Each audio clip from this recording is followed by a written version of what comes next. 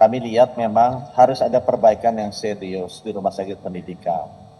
Bagaimana secara keseluruhan si peserta didik program dokter spesialis ini itu harus selalu bekerja atau belajar diawasi oleh gurunya. Jadi tidak boleh dia dilepas begitu saja. Nanti kami akan perketat karena itu tadi yang disampaikan Pak Rektor. Kami sering dengar tuh bahwa konsulennya tidak mengajar mereka, yang ngajar malah seniornya. Itu serius itu dan itu harus perbaiki. Khusus untuk anestesi, karena ini kejadian di Semarang dan kejadian di Bandung, kita lihat begitu prodinya kita tunda, itu rame malah program layanan anestesia, bukan pendidikan anestesia. Jadi begitu kita hentikan PPDS anestesi untuk hadir di rumah sakit Kemenkes, ketahuan tuh ternyata bahwa banyak dokter anestesi yang tidak bekerja di rumah sakit.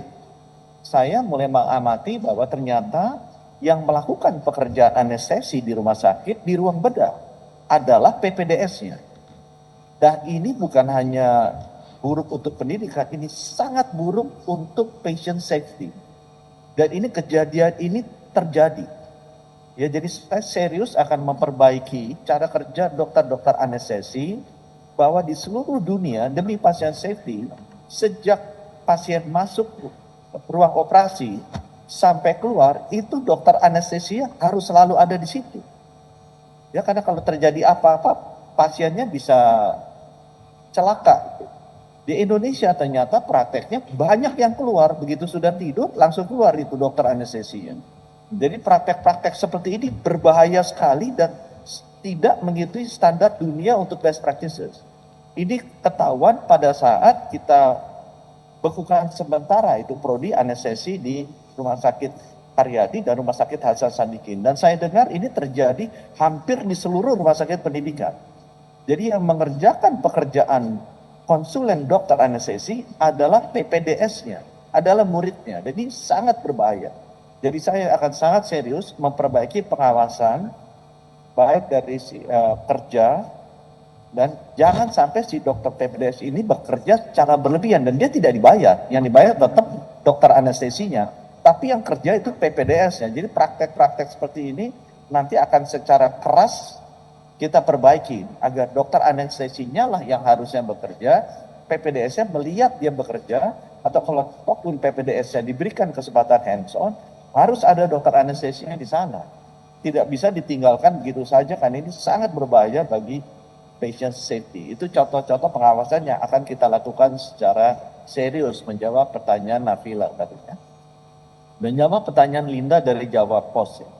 Pak, itu konsulen nanti gimana? Kan sibuk dia sambil bekerja, kok masih ngajar? Memang tugasnya atau pendidikan dokter spesialis ini pendidikan profesi ya, pendidikan keterampilan. Jadi memang si peserta didik itu harus melihat dokternya atau konsulennya itu bekerja seperti apa. Jadi pertama mereka harus melihat. Tahap kedua mereka harus melakukan tapi didampingi oleh seniornya atau bukan senior, oleh konsulennya dan dibantu oleh konsulennya. Tahap ketiga baru mereka melakukan sendiri. Tapi tetap diawasi oleh gurunya, oleh konsulennya. Nah, jadi bahwa konsulennya akan nanti habis waktu untuk mengajar tidak demikian.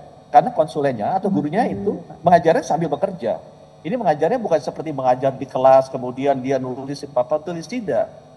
Dia mengajar sambil bekerja. Justru kalau konsulennya tidak bekerja, dia tidak mengajar. Atau gurunya tidak bekerja, dia tidak mengajar. Karena pendidikan profesi ini benar-benar si muridnya harus magang ya, harus praktek bersama dengan konsulennya, dengan gurunya. Itu sebabnya pertanyaan bahwa konsulennya atau gurunya nanti kalau sibuk mengajar tidak bisa bekerja jadi tidak relevan. Ini berbeda dengan pendidikan akademis. Ini adalah pendidikan profesi di mana konsulen atau gurunya itu mengajarnya dengan bekerja, memberikan contoh pekerjaannya seperti apa.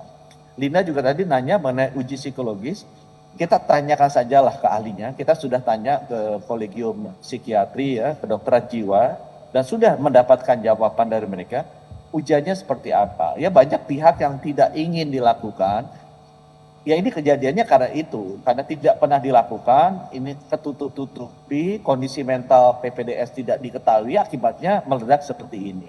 Ya, kasihan juga para PPDS ini. Itu sebabnya ujian psikologis ini akan kita lakukan bersama-sama antara Kementerian Kesehatan dan Kementerian Pendidikan.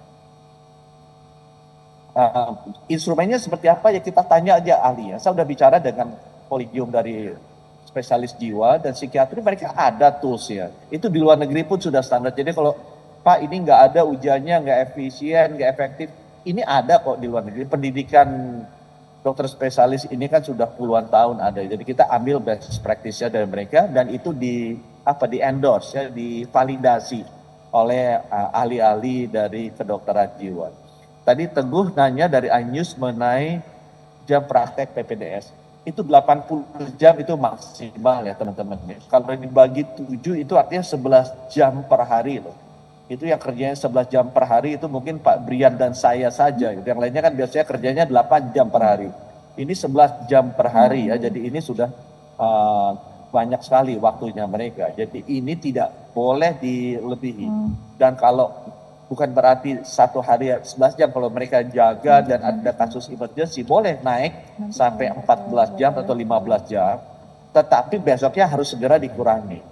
Itu juga praktek-praktek standar yang di luar negeri dilakukan seperti itu. Sehingga dengan demikian keletihan mentalnya para dokter ini bisa dijaga ya. Karena kan pendidikan ini bukan hanya pendidikan fisik ya, tapi ada juga pendidikan akal, pendidikan hati, dan pendidikan jiwa. Jadi saya berharap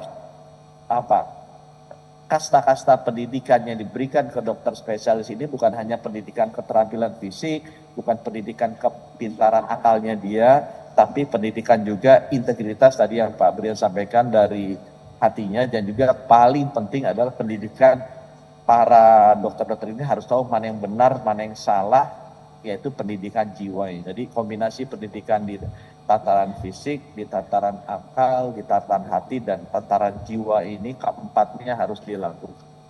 Terima kasih.